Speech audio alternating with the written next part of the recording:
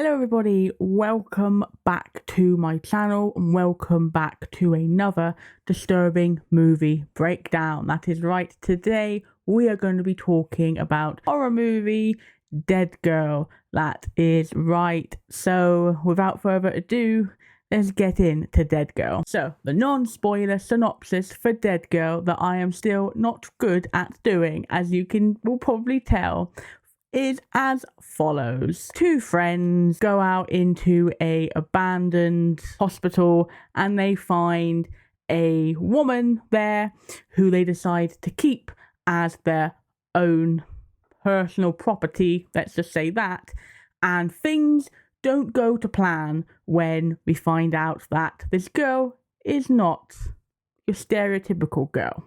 So, if that sounds like something you might be up into watching and you haven't watched it yet, then pause this video, go watch it, and then come back to this video. If you don't want to watch it or you've already seen it, then let's get on with the spoilers for Deadgirl. Now, I don't really know how I'm going to be able to talk about Deadgirl with YouTube, so I'm just going to bite the bullet and go for it, and if they don't like it and they go crazy at me, then we'll come to that bridge if we have to. Like I said, it follows two friends. Now, one of them I could not believe because I've never seen this movie. I've heard about it but never seen it, and he was the brother in the 2013 Evil Dead movie. And I don't know why that just blew my mind. I don't know why. Of course, you're going to get people in these type of movies that you know from other bigger movies, but it was kind of cool. Be like, hey, I've seen this guy. Anyway, I digress. This movie wasn't for me. And I'm not a prude. I'm not one of those woke people that can't stand seeing horrible stuff in my movies. It just wasn't for me. It's very gross, the things that happen in this movie. It's not at all done subtly. I don't find it very artistically driven. I find it more, they did it to be gross and to be edgy, as opposed to finding reasons in this movie to do what they do, but make it justifiable, whereas I don't feel they do. This movie's kind of become a bit of a cult classic and it's got like some die-hard fans, so if you really enjoy this movie, then please let me know and tell me what you get out of it, because for me it just wasn't for me, but that's okay. Not every movie's gonna be for everyone, and I find that it's fun when you can have a reasonable discussion about it. Reasonable, that's what I'm saying. Deadgirl, the girl they find in the abandoned hospital, is dead. She's not alive, she's a zombie, essentially. And one of the friends, JT, he wants to keep her as a personal sex slave, essentially. He wants to, they find her on a table and Ricky's trying to persuade him not to sexually assault her. They can't do that. He can't dissuade his friend, so he kind of leaves him to it. And that's kind of the moral of the story, is that within these two friends, Ricky is shown as more of the one you would sympathize the most with. He's more the likable one. JT is the one that kind of does things and is an asshole. But these two characters, they're shitty, okay? They're not like, Ricky isn't the best boy in the world. He's shitty too. They're just two shitholes. And I think that's where I come to the problem with finding any redeeming thing with this, is that they're almost trying to portray Ricky as the good boy, the one the hero of the story, when he does some shitty things as well. And I don't know, it just wasn't up my street. They nickname her Deadgirl because they try to kill her, and they can't because she's already dead. So yeah, not great. They're stuck with this woman now. The friendship is fraying. They're not having great times together, Ricky and JT. I keep wanting to call him TJ. JT. JT's bringing more friends round to have a go on this, on Deadgirl, on the woman. And Ricky isn't too happy about it, but JT is like, fuck you, I'm doing it. What you gonna do about it, boy? Ricky finds out that JT has invited his friends over, so he tries to free the woman, but can't free the woman. JT gets injured fighting Deadgirl, because obviously Deadgirl's able to get one arm free, but you can't rescue her in time. So again, big friction between these two boys. Remember how I told you that Ricky is an asshole as well? Well, this movie, throughout the movie, Ricky has a crush on this girl at school, and knowing that this girl has a boyfriend, he don't care, okay? He don't care one bit, and he manages to persuade the boyfriend to come and see Deadgirl, okay? And he manages to convince this boyfriend to have fellatio performed on him by the woman, and the woman bites his cock, okay? Bites his cock, which in doing so infects him with a parasite, essentially, infects him. So you need to know, he infects him by being bitten on the cock. So Ricky's happy because Ricky's like, yeah, thanks, Deadgirl, you got him sorted.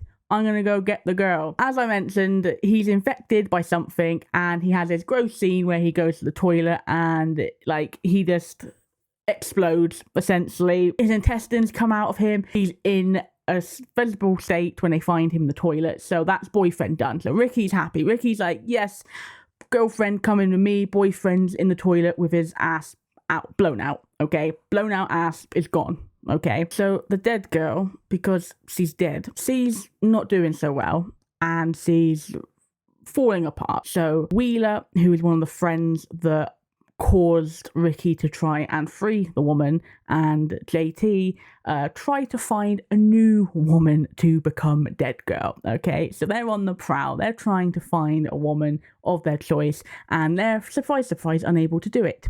But the girl that Ricky likes comes up to him, very angry, knows that there's something to do, had something to do with her boyfriend ass exploding, and they kidnap her and they capture her. So they're going to use her as the new Deadgirl. Okay, are you following me still? Are you still following me? It's a very weird thing. I got my script here with all of the stuff I wrote down about the movie when I watched it, and I'm just looking at it now, and I'm like, wow, this movie's just batshit crazy. Joanne, is it Joanne or Joan? I didn't write her name because I wasn't.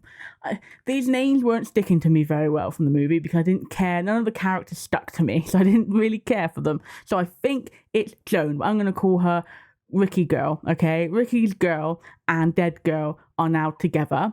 They are stuck with JT and Wheeler, and Ricky comes down, finds them, stops them from doing anything bad to the two girls by cutting his hand off, and in doing so, the other girl, the not dead girl, unties Deadgirl, and Deadgirl eats the two guys, JT and Wheeler, the two bad ones, the worst ones. So she's having food with them, she's snacking on them, okay? So that's happening. Ricky and his girl that he likes, they're trying to escape, but they can't because, surprise, surprise, what do you do when you have a dead sex slave? You lock them away. So they're trying to get out of this locked basement, essentially, and they get attacked by Deadgirl, who tries to escape as well. And they're all kind of going in circles. And anyway, JT stabs Ricky's girl, okay? So in doing so, having to make a choice of letting this girl that he likes be bitten to become Deadgirl, to stay alive. So Ricky's like, I'm gonna save you, girl, but she dies because she rejects him. She's like, no thank you, I didn't want to be with you before, I'm definitely not going to be with you now, and she just dies. So Ricky's had a really shit time. Ricky's got no girl, and Deadgirl has killed and eaten his friends, and they're all running around. So yeah, it's not gone so well for Ricky. That's the end of the movie. The movie ends with seemingly Ricky back up and running again, dealing with all of the bad stuff that's happened. But then you think, okay, cool, maybe he's pulled his life back together, maybe he's a good boy now. But then it shows that he goes back to the hospital and goes back to Deadgirl, and Deadgirl is actually the girl that he likes who's transformed into Deadgirl. So it's kind of like a full circle moment, and that's the movie. That's how it ends. That's the movie. This is been a bit of a disjointed, disturbing breakdown, because this movie's very disjointed. It's a lot of things happening at once, but also not a lot happening at all. And I know that sounds counterproductive, but that's just how it is.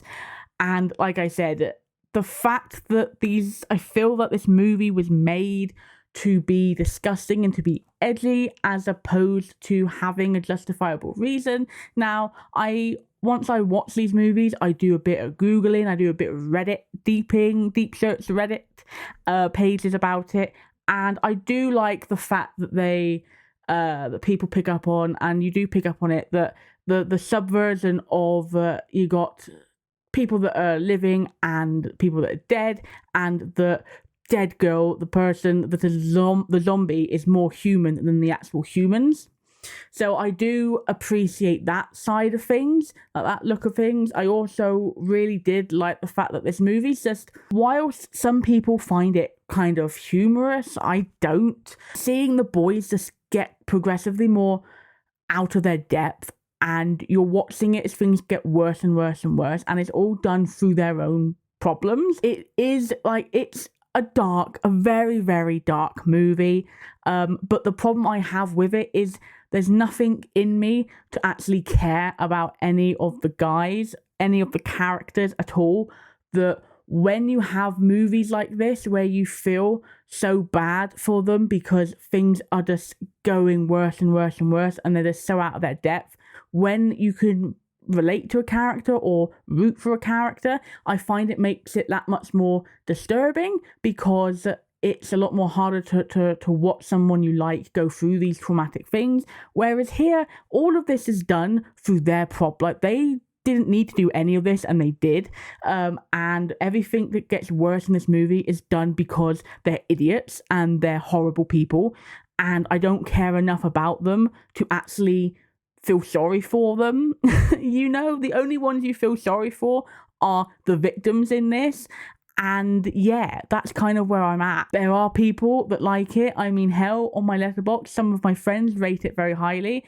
So I can appreciate that there's an audience out there for it. I'm just not that intended audience. On my disturbing scale, I am going to give Deadgirl a 6.5. Because what it revolves around is sexual assault, it's necrophilia, it's everything like that. And that side of things, it's hard to watch and hard to stomach. There's very much gross out moments, like the time with the guy that gets his ass blown out.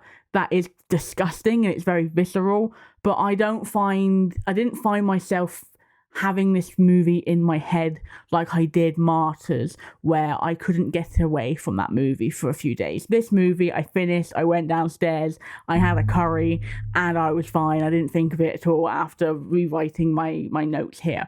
So I don't feel that it stuck with me as a disturbing movie. I just felt that it was a pretty shitty movie with shitty people. But there you go. That is my disturbing breakdown of Deadgirl.